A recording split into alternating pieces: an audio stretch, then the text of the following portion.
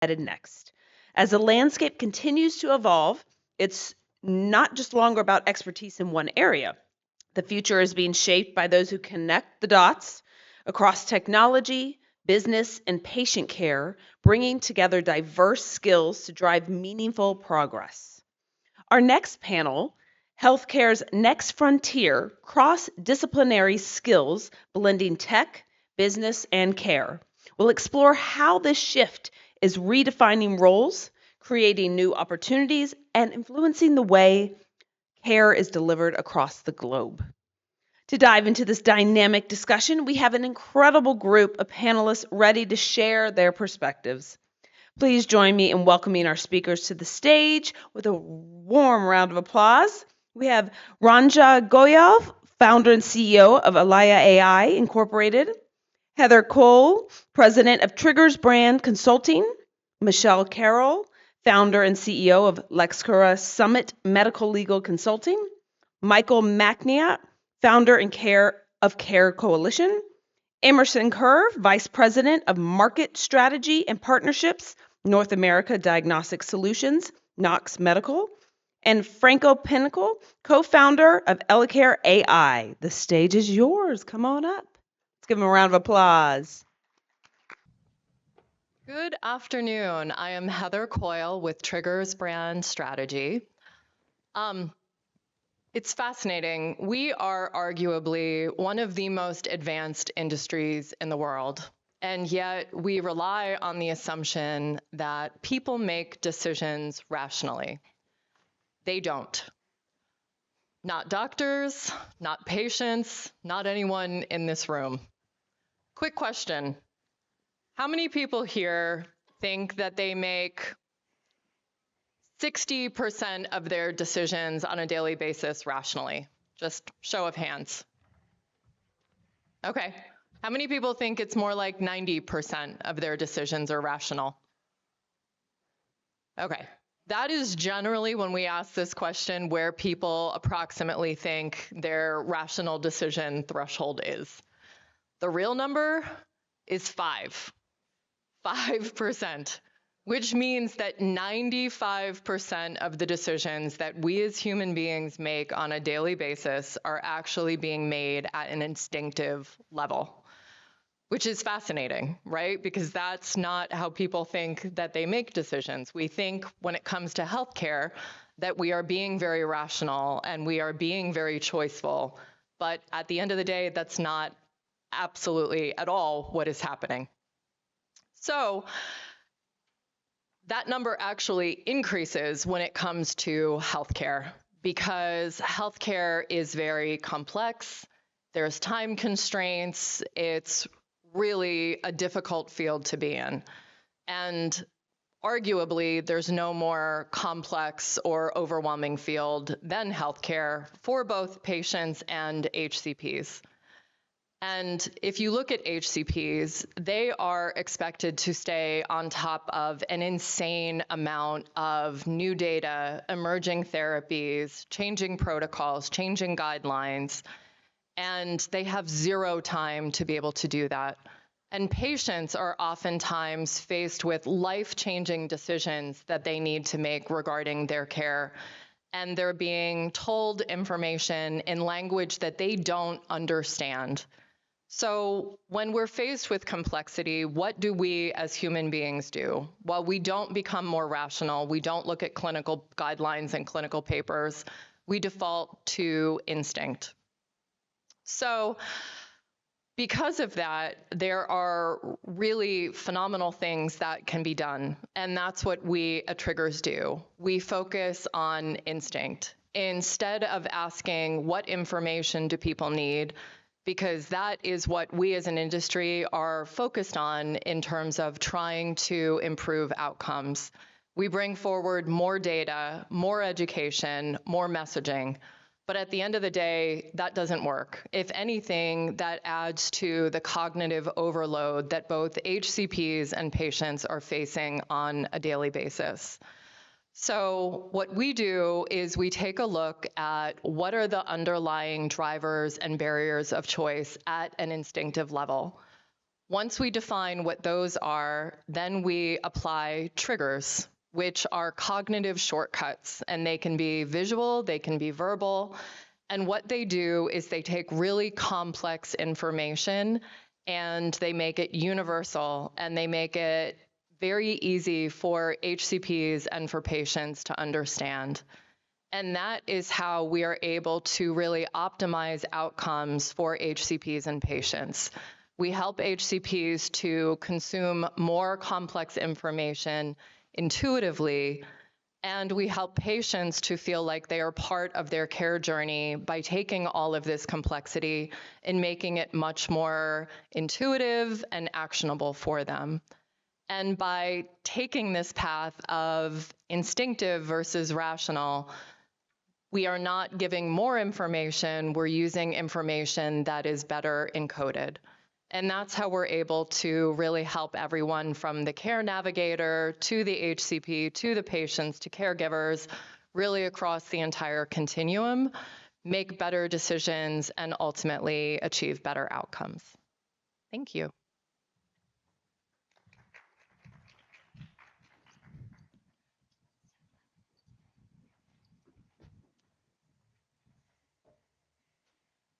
Hi, my name is Ranjana Goyal. I'm founder and CEO of LAI. Working on further from what she just mentioned, the system is very complex, so not for patients only, also for the doctors. They take 70 to 80% today time of their time goes towards screens. So they look at the screens from 70 to 80% of their time today. And what that leaves them, only 20% or less time with their patient. They went to school for so long not to be sitting in front of computers. And same time, if you look at from patient perspective, when they go see the doctor, first thing, it takes them not even weeks anymore, months to make an appointment. If it's a specialist, 3 months, easy. Why that is happening? Because doctors don't have time. And even though when they get appointment, they go there, sometimes they have to wait in the waiting room for a long time. And then when they get to see the doctor finally, doctors don't have time to look up in their eye and talk to them. So as a patient, you feel you're not being heard. You feel you're not being understood. And you don't feel like you can be compliant what doctor is saying to you. So that is a challenge. It's challenge not only for patient, but also for doctors. Keeping those in mind, we worked on a LAI. Thought process was to help the patients, we need to help the doctors also, not only just the patient. So we worked on a solution end-to-end that can take that complex systems and the complex workflow and make it simple and easy for doctors to use. So all to the point, our goal is to get that flow and clinical workflow to 2 clicks max for the doctors to use it. Because when doctors get their time back, patients get their attention back. And now when the patients get their attention, the next step that, as she mentioned earlier, is they need to be able to understand what they need to do, how they need to do, and it has to be in layman terms, which sometimes, even though doctors try their best to explain it, patients still don't understand that. So that's where we're talking about giving a solution to patients where they can understand everything in layman terms. What is a problem? What do they need to do? How they need to do it? And if they don't do it, what are the risks associated with that? Keeping all this in mind, we built a LAI. Sam, can you please put the screen for me here? So this is simple screen we built for doctors to use, where they can just have simple integration with their EHR, or they can use this as an end-to-end solution where the conversation is being listened between doctor and patient, just one click, and within few seconds, the note is being generated in the form, in the format the doctors like. We are the only system right now can personalize and make it the way a group and hospital like. And from there, it presented with the patient instructions, could be in their own language, and it also understand and translate if the patient and doctor not speaking the same language. So we're keeping both patient and doctor in mind. If they're not speaking the same language, it translates back and forth between doctor and patient. And then patient get to take home their patient instructions, get to see all the details in layman terms, what they need to do and how they need to do. What I feel is AI is here not to replace anybody. It's a tool to help the doctors. And if the doctors are pilot, AI can be their navigator or helper along the way. Thank you.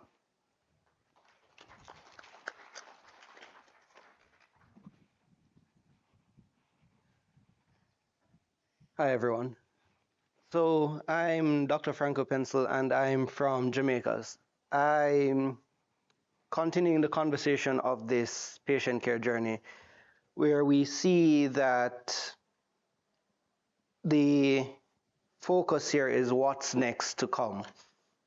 And I usually preface this with a small story that when civilization started, we all lived in small subsets, and there was a village shaman, a healer that knew everything about you. You grew up with them, and your entire patient care journey was in that one person. The healthcare system has morphed into something very large, very big, very massive, and you no longer see a village shaman, you see at least 20. And they're called healthcare providers now.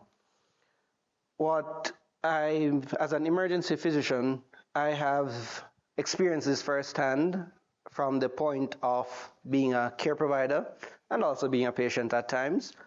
But I wanted a solution that was fit for emerging markets, and Elicare AI, which was brought up out of this vision, you can bring it up on the screen so they can see the website. Elicare was built to encompass the entirety of the healthcare journey, where the physician is able to not only interact and see the patient with an AI native layer, they are able to provide care without the burden of the administration. So it has an ERP layer where you are managing your finances, you're managing the back end, you're managing the office, you're managing your inventory, you're managing your workflows, all with an AI native layer with an AI assistant that carries the patient from start to finish and then continues to assist the patient as they exit the profile of sitting in front of you. So what Elicare has done for emerging markets is to bring the entire journey into one platform, because as Heather had mentioned, we usually default to instinct. We default to what is easy. And the easiest form of interacting with another person is the way we're interacting now, which is a conversation. We're not used to interacting through typing. We're not used to interacting through a screen. We're used to interacting as social creatures, and Elicare goes back to those roots, just as my story started at those roots. We are here to bring back instinct to the practice of medicine so that care delivery becomes harmonized. Thank you so much, and let's continue.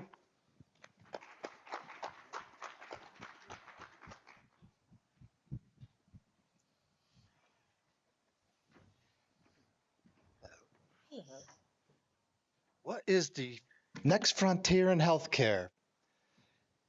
I don't know. Thank you very much. No, I think that in order to discuss the next frontier in healthcare, we need to get back to what is the old frontier in healthcare. I think we've gotten away from that too much. The work I do primarily focuses on people that are living with severe and persistent mental illnesses that are trying to maintain a meaningful life in our community. And what that ultimately leads to is the push and pull between the family advocates, the family caregivers, and the complex systems of care that they find themselves in. So you're talking about not only the medical care, you're talking now You're leading, especially when you're talking about mental health, you're obviously going into psychiatry.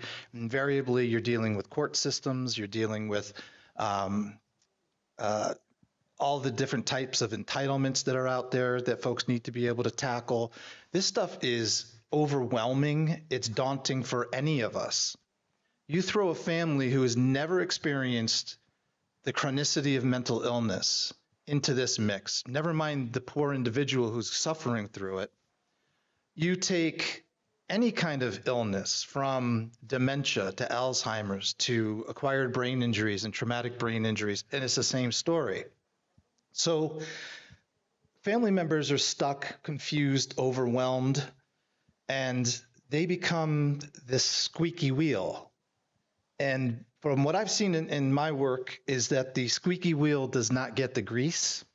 The squeaky wheel is put in the back of the garage and forgotten about and hope that it goes away.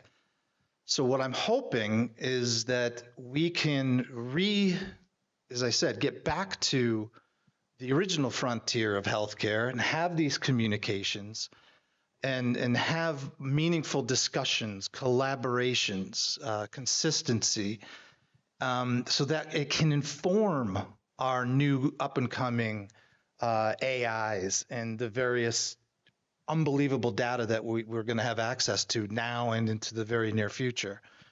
Because without the communication coming in, there's nothing to feed the AI. There's nothing to feed the computer. You know, back in the 70s and early 80s, we said garbage in, garbage out. The same premise is true. If nothing goes in, nothing can come out. So, you know, in terms of what we think about with the frontier, yeah, let's go boldly into that new frontier, but let's also remember that with all the great things that we have here at this conference, with all the great things that we have going on in 2026, sometimes the apple pie and the bedside manner of 1950 makes a big difference. Thank you all.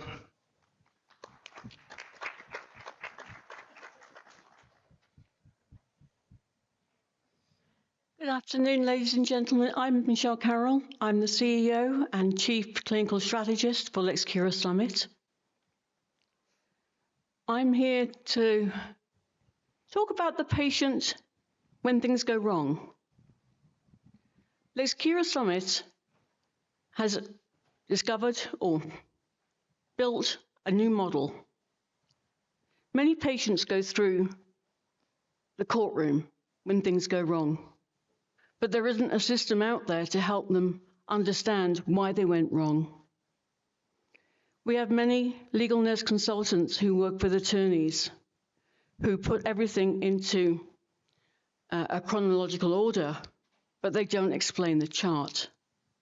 So you're giving a chart back that's in order, which is great, but if the attorney doesn't understand it, doesn't know how it's going to help them, then really it's a waste of time and money, because it's not something that's going to help them in the courtroom. So I built a new model. It brings AI, healthcare, and legal together. These are three areas that have never spoken to each other before. They all speak different industry languages. Healthcare doesn't understand law. Law doesn't understand healthcare. So how can they become synergized and work together? My model is built on 6 pillars. The first pillar is finding out what the patient's baseline is. You have to know where the patient's at before they started any treatment, before anything went wrong in this particular episode of healthcare. After that, you have to make sure, step 2, that you have all the medical records. Now, medical records are very fragmented. The patient may have gone to the hospital, then to a rehab, then to home health, then to outpatients, and none of these guys talk to each other either. So it's a bit of a broken system. What we have to do is to gather all of this information from every single person that has touched this patient's chart. With that, we are able to chronologically put it together, but by putting it through AI, we are able to see where the gaps are. Now, with a normal manual legal nurse consultant going through a chart, it can take months, it can take years, depending on the size of the chart. But with the aid of AI, we're able to put those patients' records into AI. They will do the timeline for us. They will point out what records we're missing and make sure that we have everything, because you cannot make a true decision about anything unless you have all the information. So if you're missing a piece, that could be vital. So we have the records. They're all in chronological order. But what's that telling us? We're back to, well, that's a great medical record again. So what we do next is we put another layer on it. Now we're going to look at standards of care. And this is a biggie, and it's a biggie that comes up particularly in nursing homes, where standards of care have been breached, possibly because of the levels of staffing. And that shows us, along that timeline, when things started to go wrong. Nothing happens on one day and one incident. It's a journey along that patient's care. So we've now got the patient, we've got them through standards of care. What else do we need? Well, we need now to see if they're going through regulatory and compliance. And this is huge in the healthcare business. You hear about it every day, whether in the hospital, in the doctor's office, or in home health.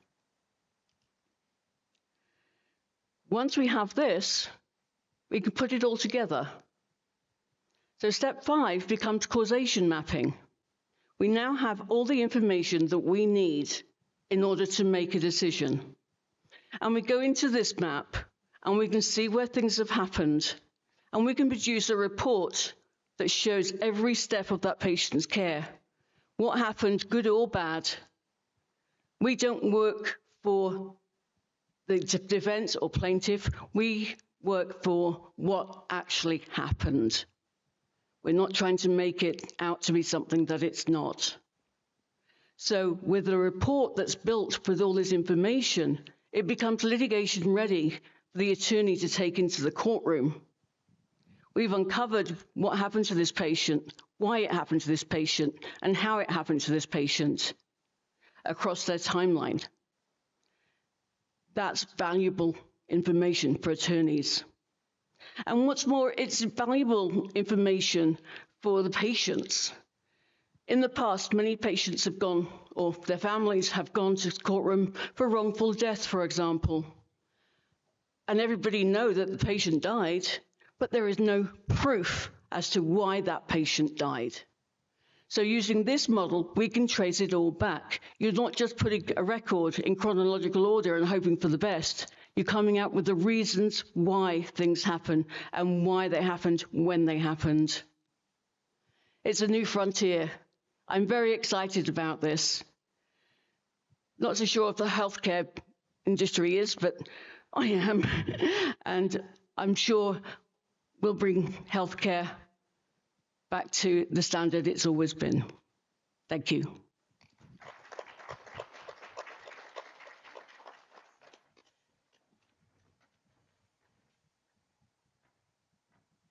What an amazing group we have up here. You know, when we think about each one of these, they create efficiencies through their workflow that allows for better care. You know, and what I do is completely different. And at Knox Medical, we have devised AI that does diagnostics, but we really can't be the efficient company that we want to be and provide that time back, as Rajita talked about, to the patient so we can have the doctor's attention. Because, you know, with AI, we get a lot more information, and that's great. But the challenge is the average physician has less than 10 minutes per patient. So when we bring in a solution that sounds incredible, that gives us much more granular information, it can be a little overwhelming. And if you don't have solutions like my colleagues have to create those efficiencies, what I'm going to offer can be daunting. Because what I do is we create diagnostic solutions for sleep.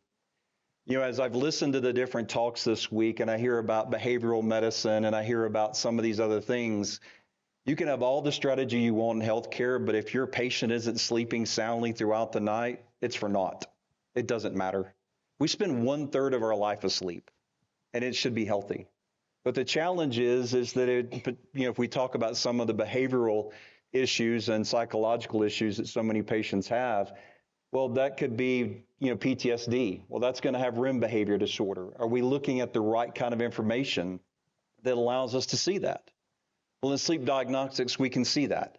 We can see some of the things that are hindering the patient from having that success. But the doctor's got to have time to look at that data. And so what we've done is we've not only developed an AI that can do that, we've developed workflows and logistics that allow us to work with caregivers, hospitals, physicians, and others to ship our sleep diagnostic equipment directly to the patient in their home, retrieve it, and provide those results back to the doctor in a timely fashion. And that's incredible, because what that does is it creates more time to see more patients and expands our capability and reach to patients. But here's the challenge of sleep. The rules for how we talk about sleep are incredible. Heather and I were talking about it right before we came in. The rules were built for guys that look like me. I know I'm devilishly handsome, but the reality is that I fit a particular phenotype that the rules were made for. I'm white, I'm middle-aged, and the rules were built for me. So guess what? It's kind of like being here, winner, winner, chicken dinner. I get to have, the diagnosis of sleep apnea because I meet all the rules. Well, women don't. People of color don't. That's the biggest challenge we have in sleep right now is we know more and we know better so we can do better. But we need tools to be able to do that. And among the tools that we have now in AI is the ability to look at endotypes. But we got to have time to do that. These solutions provide that time. These endotypes are going to change what we do in sleep, but they're going to change what we do across healthcare. Because what that allows for, once we know endotypes, we can understand phenotypes, and now we can do what the real messages of precision medicine, actually provide the specific care the patient needs. So what we've done is for years, for 30 years, the rules of deciding what obstructive sleep apnea looks like were the same for everyone. It was an apnea-apopnea index, which basically is how many times you stop breathing in an hour. And the rules applied to everyone the same. But now we're able to see things we've never seen before, and they're exciting. We can see hypoxic burden, which tells us how significant the sleep apnea is, meaning someone has incredible numbers of desaturations of depth and length associated with their breathing. We can see something like ventilatory burden, which talks about the real stress that creates on the body. But we could even go further, and we can talk about loop gain. Loop gain is an incredible tool of being able to see how broken the patient's respiratory system is from a regulatory standpoint. And a patient with Shane Stokes is going to have an incredible loop gain. Another factor is arousal threshold. These are incredible measures. But the doctor has to have time to be able to see that. What we're doing is building the solution that allows us to see that granular view of the patient so that we can provide precision medicine, so that we can look at very specific solutions. Why does this matter? With the growth of GLP-1s, there's a new apnea drug coming out from Apnimed that's going to replace a lot of CPAPs. We're going to see that next year. We've got another one on the horizon after that. So it does matter that we have diagnostics that are specific, that give us a real picture of what's going on with a patient. And for those of you who have things that come up against, sleep in some form or fashion, which honestly everyone does. I mean, if you're in diabetes and you have a patient with untreated OSA, you're never going to control their diabetes. If they have COPD and it's untreated, you're never going to control their COPD. Same with heart failure. All of them are affected by that. We could go into a long talk about why that happens, but we won't. But the reality is that AI, like we're able to provide, gives such an incredible view of the patient, allows us to provide excellent care, But we need the solutions of my colleagues here to be able to do that. The journal that Michael's created, solutions like that dig deep into how a patient thinks and allows their family and caregivers to map them. What Heather and Ranja and Franco have done in creating, efficiency work streams that allow for the caregiver to focus on the patient. At the end of the day, it's treat the patient, not the numbers, but you got to have time to do that. And I think what we all do collectively, along with being able to have incredible legal solutions as well, gives us that capability. And even though we're all very different up here, we actually represent multimodality in the best sense, because we are providing different solutions that create opportunity for healthcare to deliver in an extraordinary fashion. And we're excited to be here today, and thank you for your time.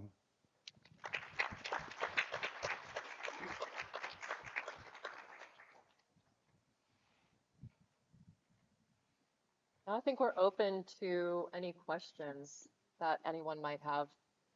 Oh yeah, we have mics. Yep.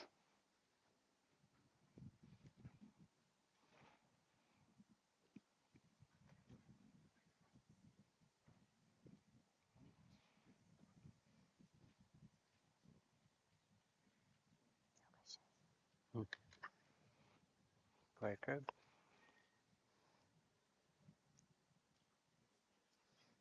So I value what you all are doing, each and every one of you. I think we're living in a great time of healthcare and the possibilities. And I come from a healthcare technology background and a clinical background.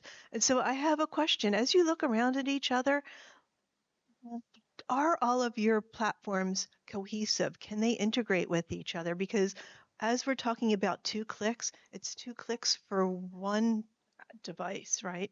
But if we need to go look at sleep studies now, that's another click and another application. So how are you all doing with integration, and not only with integration with each of your ideas and apps, but also with larger systems like Epic, or even having that organizational integration, because organizations have their own challenges?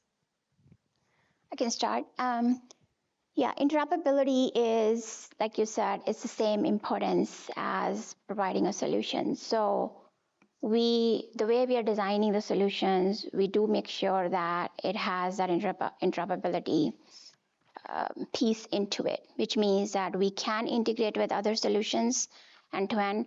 We can also integrate with already existing solutions like Epic and Cerner and so forth. So essentially, you can get one solution end-to-end as needed. All right. And just to add on that, there are standards in medicine, and especially in healthcare communication, such as HL7. There is a standardized format for communication. And on top of that, AI has made the ability to just create API access across platforms very easy. Well said. We don't connect to the hospitals, but we do connect to the attorneys. We have our own in-house platform, and we have another system called Clio. Clio links all the attorneys to our site, so everything is kept within HIPAA guidelines and stays in compliance, so that the patient's records or the client's records stay in one place. They don't go out to anybody else who could find out about their case. I feel like on a level we got sold a bill of goods with this EPHI stuff, right? You go to your doctor and you got to fill out this information and be part of their patient portal. What a great thing this is all going to be. We're going to fill out this one patient portal and all of our doctors are going to be able to share information with each other. That's a load of crap. They don't do it. You go to one doctor that's part of Yale Health. He's not going to talk to Hartford Health. I'm from Connecticut, if you can't tell. You have to fill out the same information for the same, every doctor you go to. The system that Emerson alluded to that I'm working on with families is to try to get them to go back to good old-fashioned daily monitoring and tracking what's going on with you as a caregiver, what's going on with your loved one that you're caring for, tracking it. And then we're developing an app that goes along with it. That app is designed so that you can send the information to the appropriate physicians or the appropriate psychiatrist, et cetera. When you're in these meetings with 20, 30 people and you walk in with a timeline, we were talking about the chronology, right? You walk in with these timelines, you think you brought them a Christmas present. They're so happy to have this history. And of course, our patients aren't always the best reporters. So this data coming from a good historian is invaluable, and it should be made to be accessible, at least on going out, maybe not coming in, but going out. And again, then you avoid your HIPAA issues, which is also, I can talk about that all day. I won't get into it. Emerson. Thanks. I think the thing that is always fascinating to me is that, how we see the world, and what I think our group offers is a menu of opportunities, because not everyone needs everything we have, and some people need all of it. And what it puts everyone in the position of is having something that can fit into where their need is. I mean, for instance, somebody may need to know a lot about marketing, but they don't. And it's amazing how many physicians think they're specialists in marketing. They think they're specialists in finance. They think they're specialists in law just because they have an MD behind their name. And that's not true. We know that. But the reality is that what we all represent is a piece of the puzzle, whether it's the diagnostics I have all the way to what Michelle has. We all have different solutions, but they all have to fit into EHR. They all have, the law requires that we do that. Obviously, not yours, but but the rest of us have to at some level, and that's okay. I mean, that's a change we all had to embrace in order to be a part of the system. But at the end of the day, are we really creating efficiencies that actually work for the patient or not? And in so many cases, it's not, unfortunately.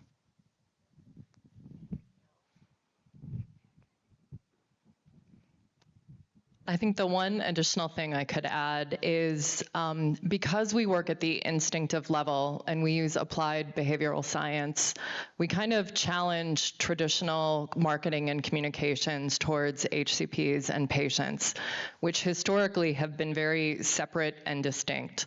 But when you work at the instinctive level, we as human beings are so much more alike than we are different.